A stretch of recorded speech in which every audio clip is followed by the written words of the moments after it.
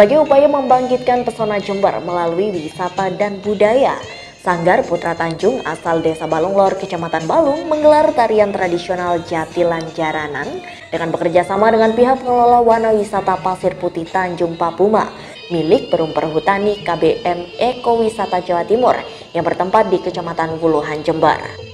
Tarian tradisional yang dimainkan oleh gadis-gadis muda dari Sanggar Putra Tanjung ini sengaja dilakukan di pantai terbaik kebanggaan Jember agar potensi keindahan kota tembakau ini semakin dikenal luas.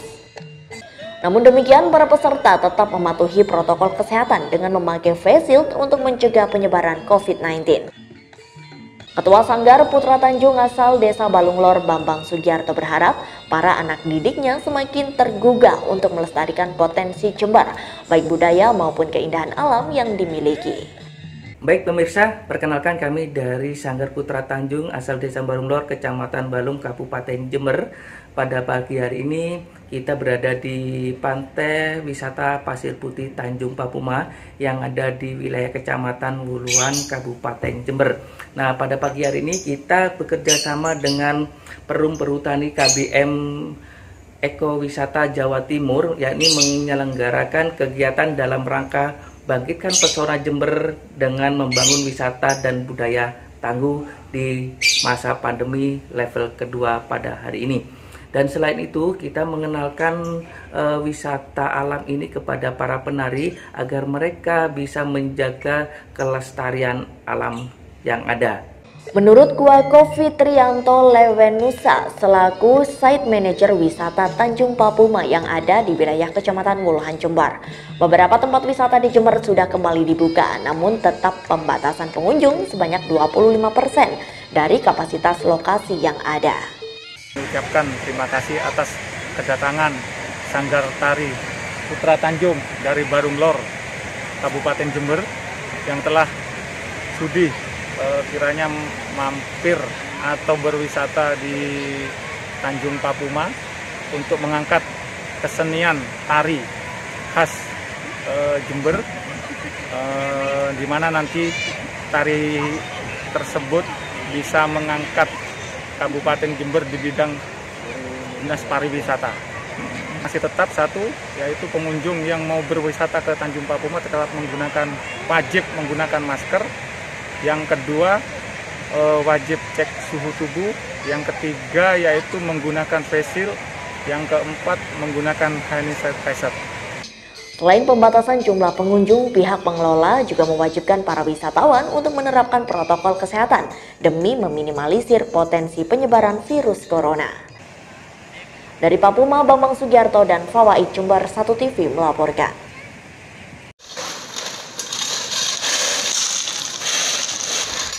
Pengerjaan infrastruktur dari dana desa atau DD dan dana dari Kabupaten Jember serta dana dari Provinsi Jawa Timur untuk semua bidang di Desa Lojejer, Kecamatan Wuluhan dipercepat hingga akhir tahun 2021. Salah satunya seperti pengaspalan jalan yang ada di Dusun Kerajaan dengan panjang 152 meter dengan lebar 3 meter. Menurut Saleh, Kepala Desa 1 Lojejer, pengerjaan infrastruktur di 14 titik yang menyebar di 3 dusun seperti Dusun Kerajaan, Dusun Suladoro, dan Dusun Kepol Lojejer ditargetkan akan rampung pada akhir tahun 2021.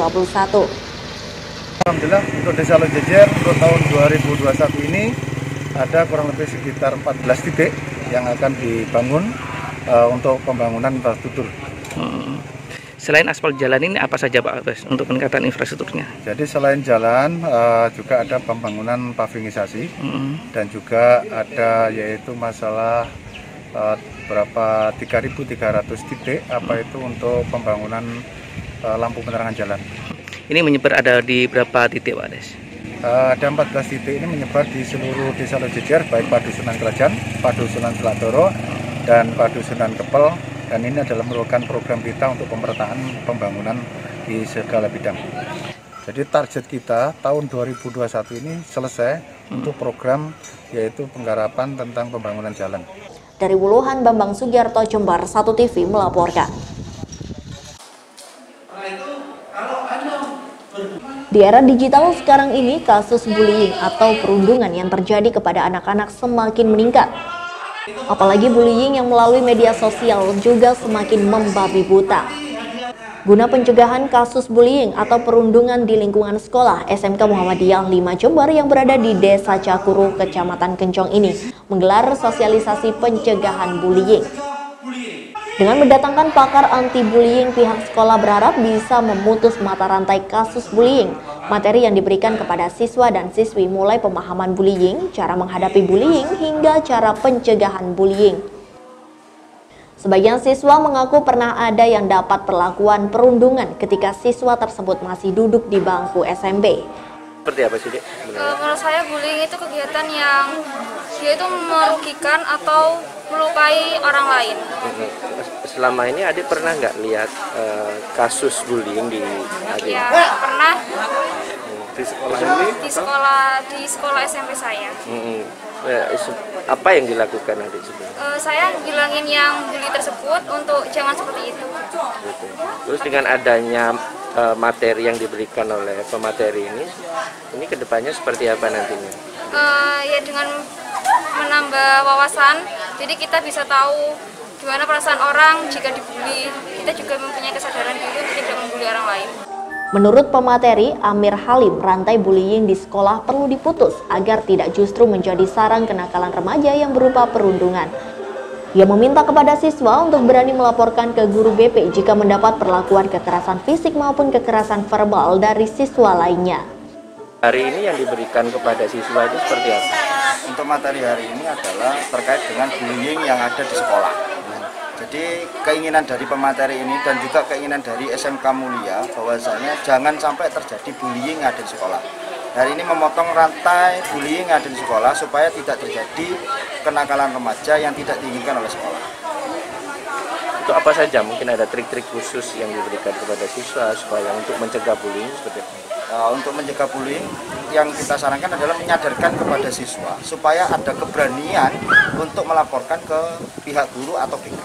Kepala SMK Muhammadiyah 5 Jember Abdul Rozik mengatakan bahwa di era digital ini perundungan kepada anak juga bisa terjadi melalui media sosial. Sekitar 30 siswa akan diseleksi oleh pihak sekolah sebagai aktor pencegahan bullying. Mereka akan menjadi pilot project terhadap pencegahan bullying yang ada di sekolah. Jadi ini nanti kami akan melakukan tindak lanjut. Ini tadi hanya baru sosialisasi. Nah setelah ini akan ada tindak lanjut. Jadi kami akan menggunakan beberapa anak, sekitar 30 anak, itu sebagai aktor pencegahan bullying yang ada di sekolah. Nah fungsinya 30 anak-anak ini nanti akan kita briefing khusus, akan kita beri pemahaman khusus, sehingga mereka bisa melakukan sosialisasi itu secara berkala di lingkungan sekolah. Jadi 30 anak ini akan menjadi pilot project terhadap pencegahan bullying yang ada di sekolah. Dari Kencong, Sugito Jember, 1 TV melaporkan.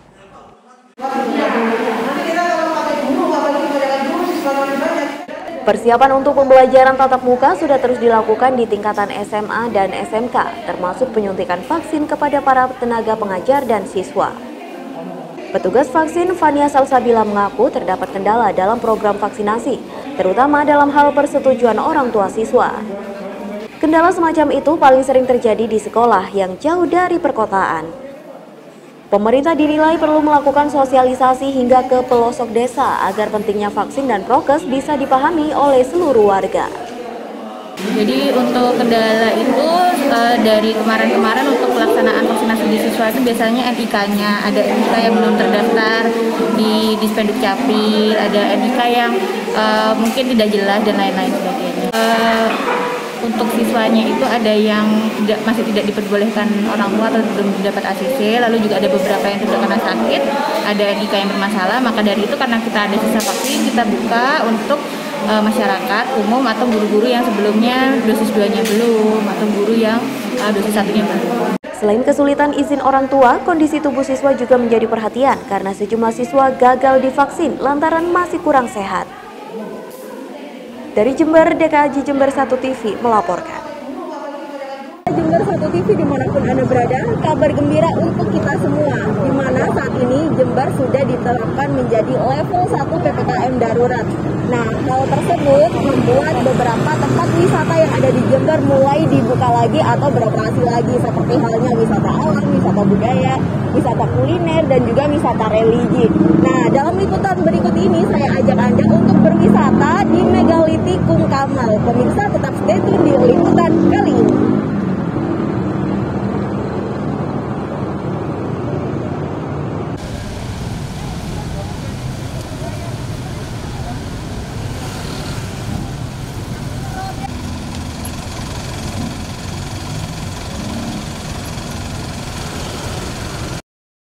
Nah, pemirsa, selain dibukanya tempat wisata di Kabupaten Jember, saat ini juga angkutan konvensional mulai diberdayakan lagi menjadi angkutan wisata. Nah, salah satunya adalah angkot. Dan sekarang untuk menuju ke wisata Megalitikum Kamal, saya akan menaiki angkot ini, pemirsa.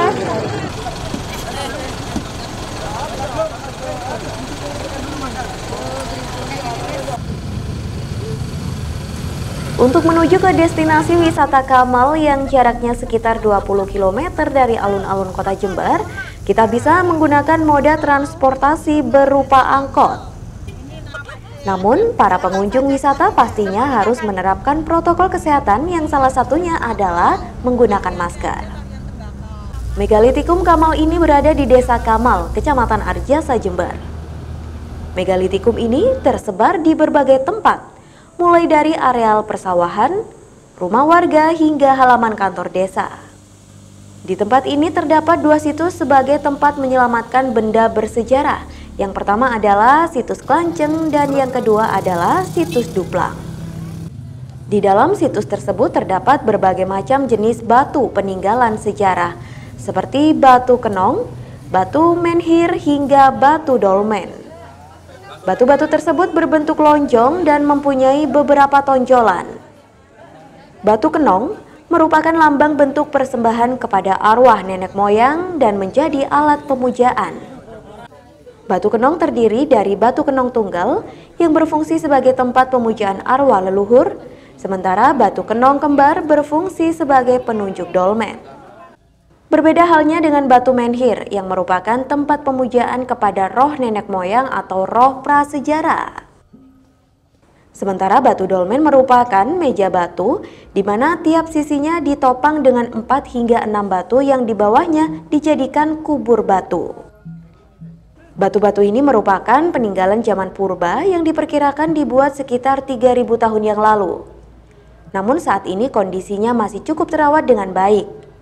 Salah satu pengunjung merasa tertarik dengan adanya situs prasejarah ini.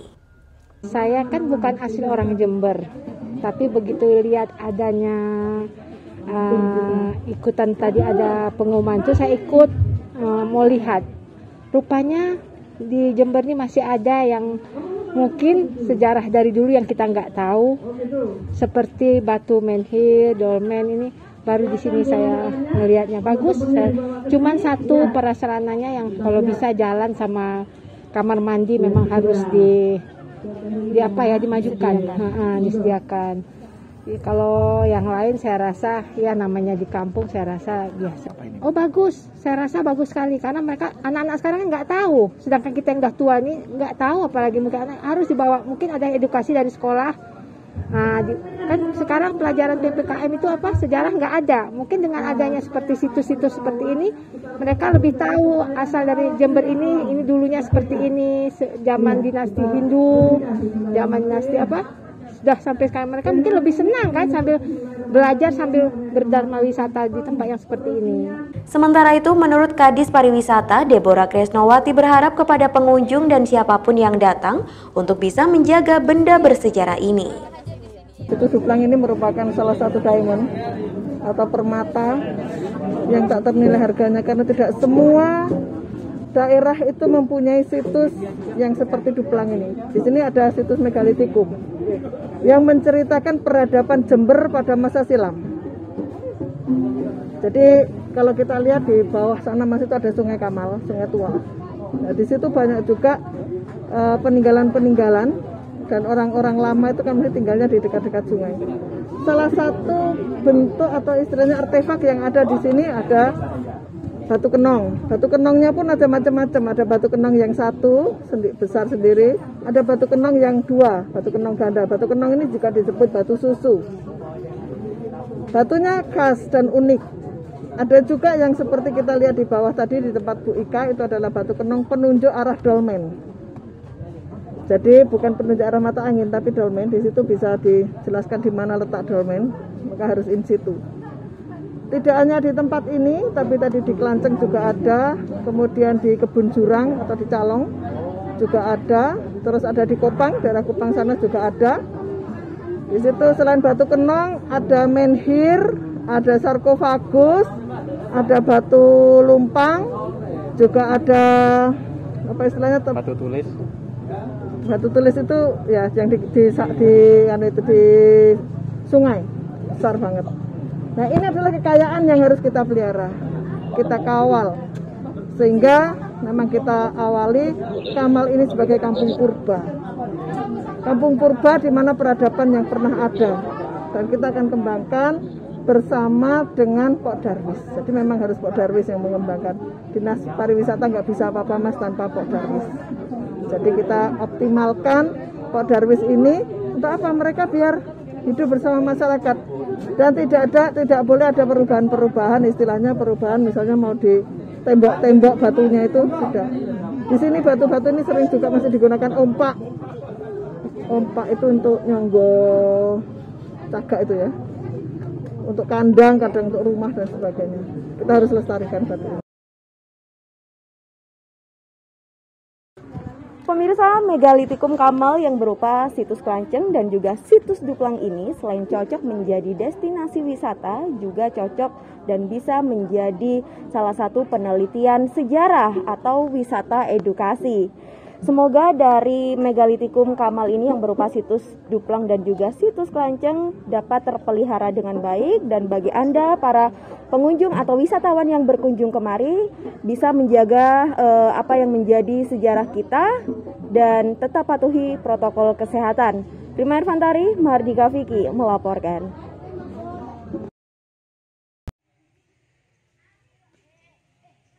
Rumah milik Ibu Nima, istri dari Misno, warga lingkungan RT 2 RW 2 Dusun Karanganyar, Desa Balung Lor, Kecamatan Balung, Jember, roboh akibat diguyur hujan deras yang disertai angin kencang.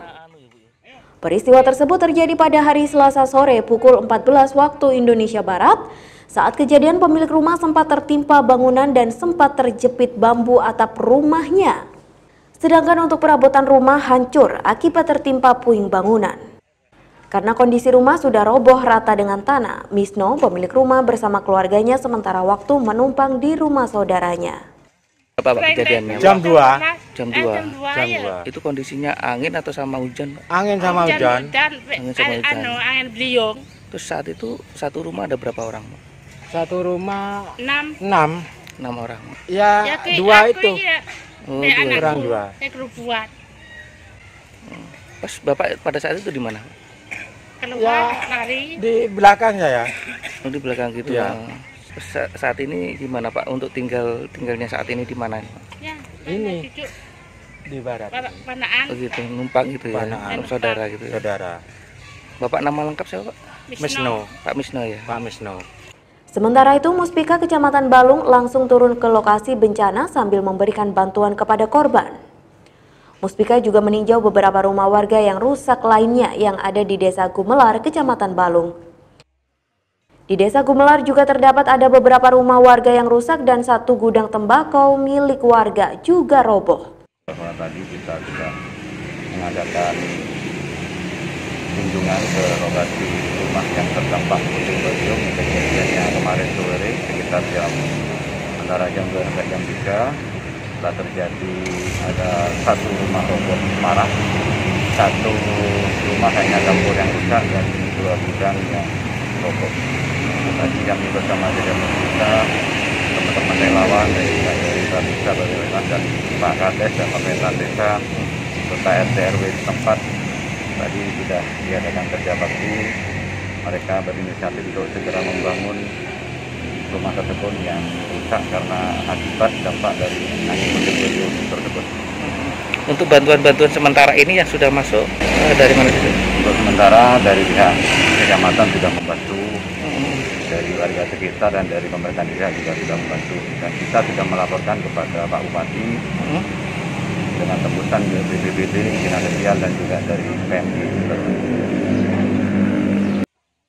Dari Balung, Bambang Sugiarto, Jember 1 TV melaporkan.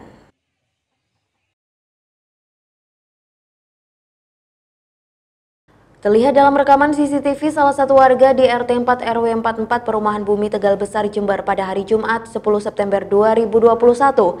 Seseorang yang melintas menggunakan kendaraan sepeda motor dengan gerak-gerik yang mencurigakan. Dan benar saja, pelaku tersebut sempat mengambil sebuah pakaian dalam wanita yang sedang dijemur di depan rumah. Tak berhenti di situ, pelaku ternyata nekat kembali melakukan aksinya pada Selasa sore. Namun belum sempat mengambil barang yang diinginkan, pelaku tertangkap warga dan langsung diamankan.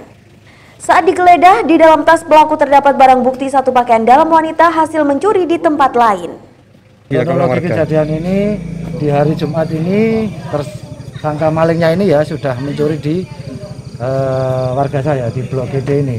Kebetulan kita kan ada CCTV, jadi bukti juga ada.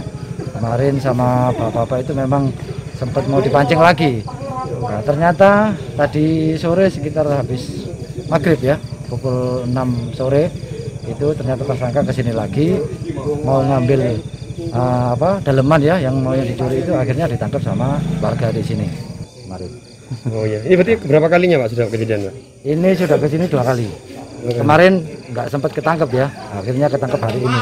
Pelaku langsung dibawa oleh anggota kepolisian sektor Kaliwates untuk mempertanggungjawabkan perbuatannya. Dari Jember, Yudisa di Jember 1 TV melaporkan.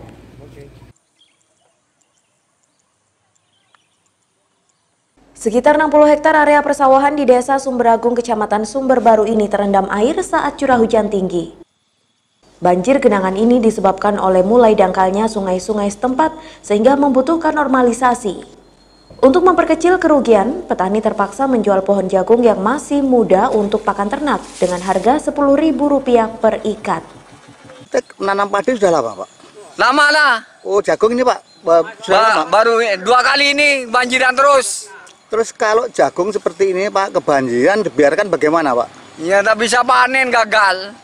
Caranya Pak, untuk menutupi kerugian bagaimana? Kita tahu cari lemparan utangan. Ini dijual bagaimana Pak? Bongkoan Pak? Bongkoan seperti biar balik modal. Satu bongkok berapa Pak? 10 besar itu bongkok besar. Petani berharap pemerintah setempat segera mencari solusi atas permasalahan banjir yang terjadi secara rutin di daerah tersebut. Dari Sumber Baru, Sugito, Jember 1 TV melaporkan.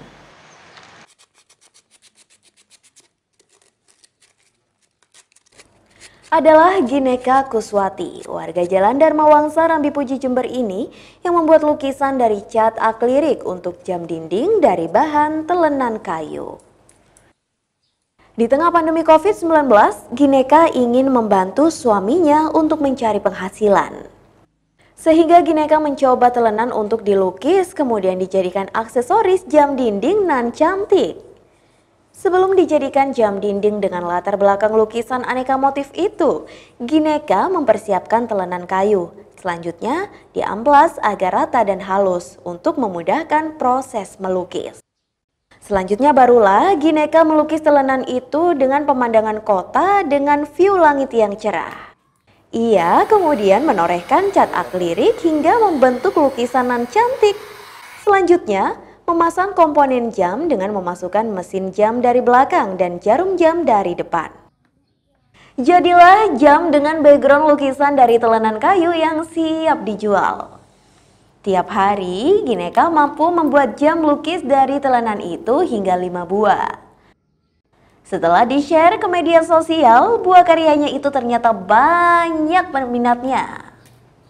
Gineka membandrol harga karyanya secara variatif, dari Rp150.000 untuk yang ukuran kecil dan Rp200.000 untuk yang ukuran lebih besar. Adalah Retna, pembeli, sangat menyukai jam dinding dengan latar belakang lukisan dari bahan telenan karena bentuknya yang unik.